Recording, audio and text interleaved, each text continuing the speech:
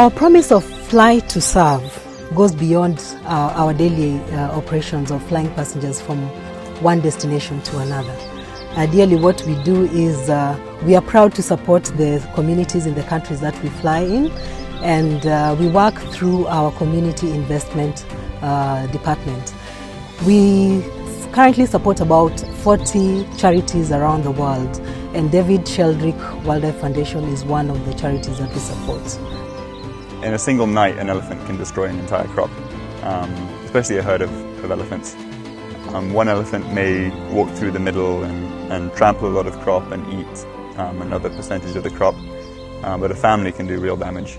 A family can wipe out an entire crop in one evening. And those are the ones that are most repelled by the fence, is the bigger groups that have children with them and that are more cautious. The way the fence works is we have a series of beehives, and they're hung by a wire, and then that wire is connected to the next hive with another wire. So as an elephant walks in, it hits this and it disturbs the bees, and then the bees hopefully attack the elephant. It's 20 meters between hives, and then between each hive is a dummy hive. So the elephant can't tell the difference between a fake hive and a real hive. So we have a real hive, a dummy hive, a real hive, 10 meters apart, so each hive is 20. In 2014, when we started this project, we initially spent £5,000.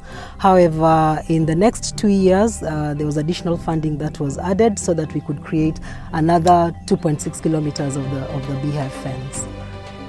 So in total, we actually have about 131 beehives. Wanapanda mahindi, tama, kunde, na hii ingine inaitwa ndengu. Lakini ile changamoto sana ilikuja ikaingia baadaye ilikuwa ni wanyama, kwa sababu niko karibu na National Park.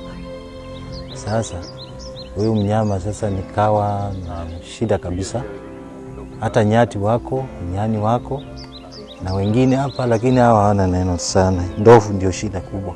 Nilikuwa napanda hata pilipili. Panda pilipili.